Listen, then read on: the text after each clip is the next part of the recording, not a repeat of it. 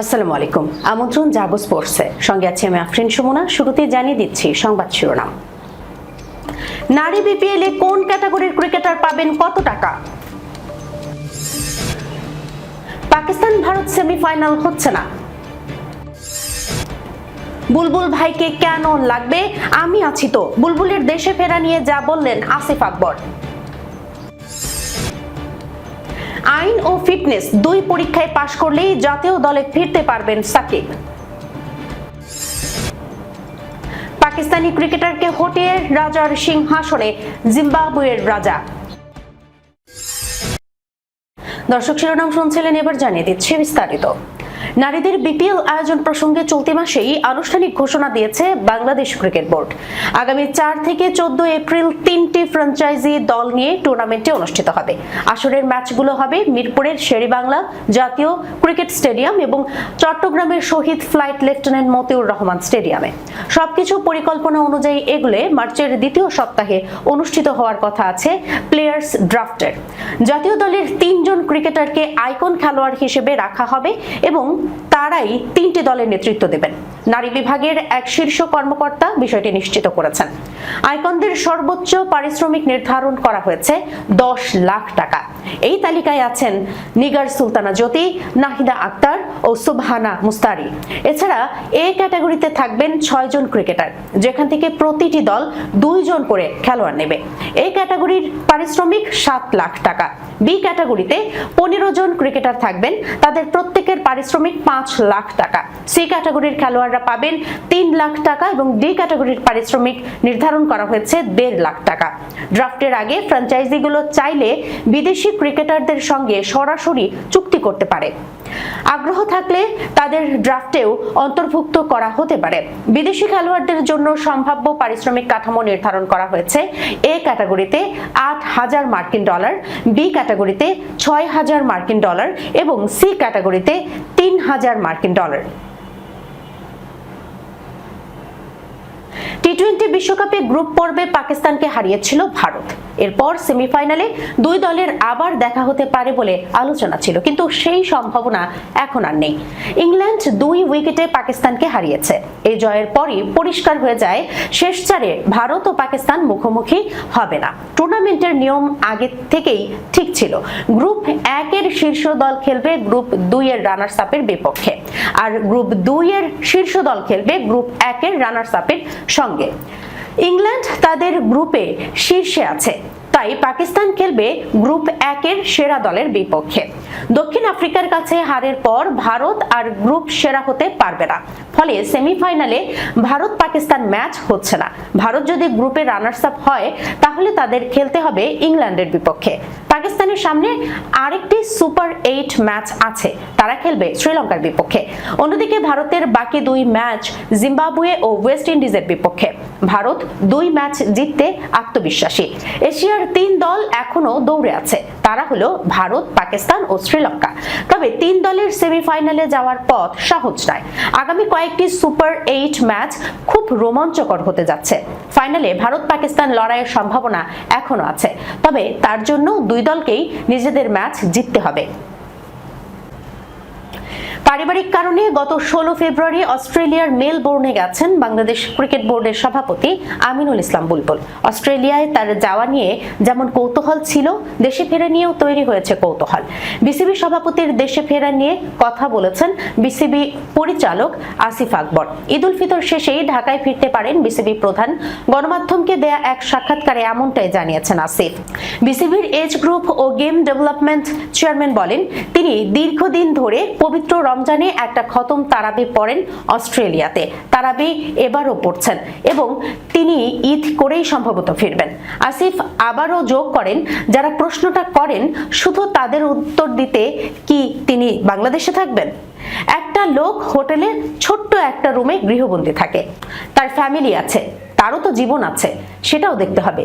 বুলবুল ভাইকে কেন লাগবে আমাকে বলেন, আমি আছি তো। 2025 সালের অক্টোবরে অনুষ্ঠিত বিসিবি নির্বাচনে সভাপতি নির্বাচিত হন বুলবুল। এরপর থেকেই টানা কাজের মধ্যে ছিলেন তিনি।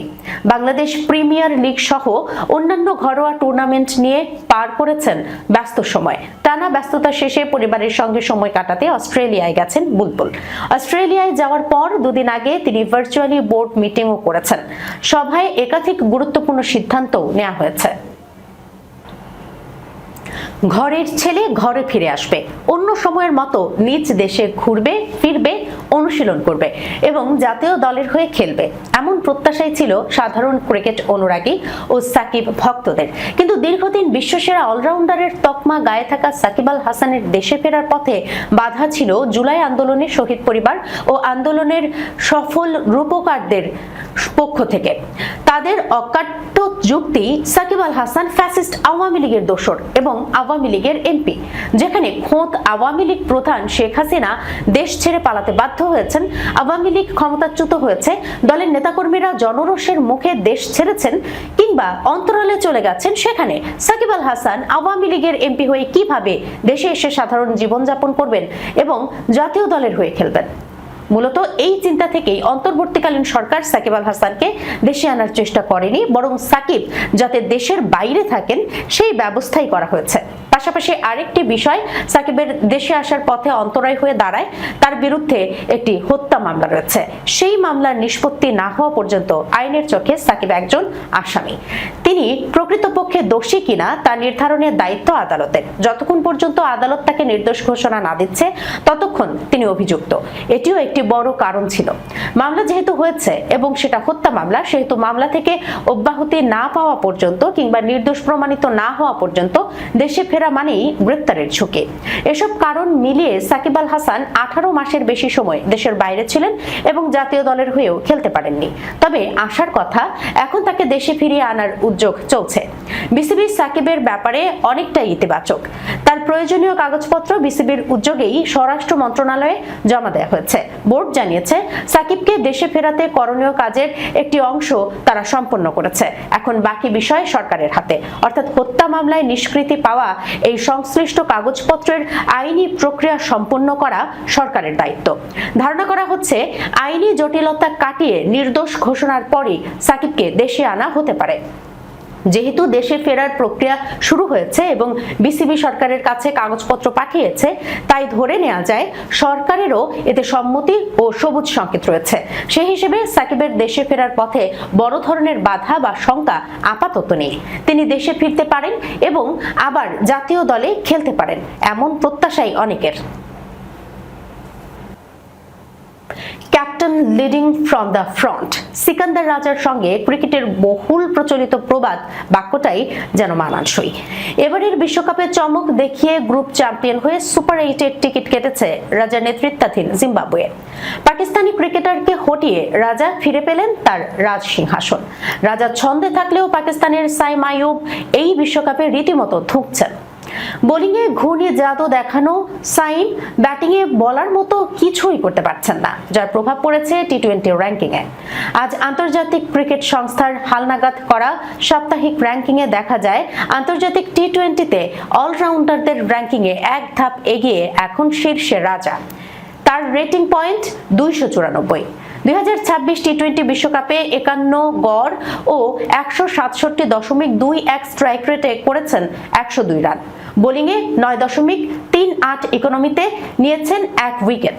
রাজার শীর্ষে ওঠায় সিংহাসন খুইয়েছেন সাইম আইয়ুব। এক ধাপ পিছিয়ে আন্তর্জাতিক টি-20তে অলরাউন্ডারদের র্যাঙ্কিংয়ে এখন 2-এ সাইম। পাকিস্তানি অলরাউন্ডারের রেটিং পয়েন্ট 281। এবারে টি-20 বিশ্বকাপে 14 গড় ও 137.25 স্ট্রাইক রেটে করেছেন 70 রান।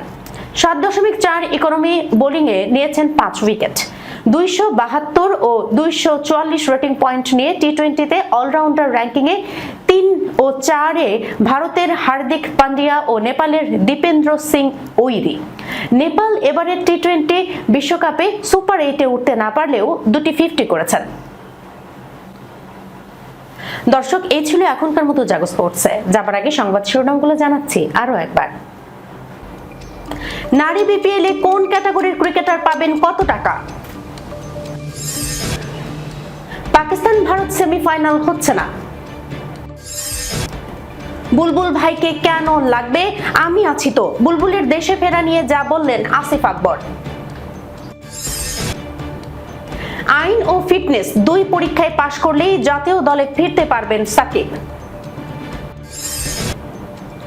পাকিস্তানি ক্রিকেটারকে হটিয়ে রাজার সিংহাসনে জিম্বাবুয়ের রাজা। এবারের মতো এই পর্যন্তই। এতক্ষণ পর্যন্ত যারা সঙ্গে ছিলেন সবাইকে ধন্যবাদ। আল্লাহ হাফেজ।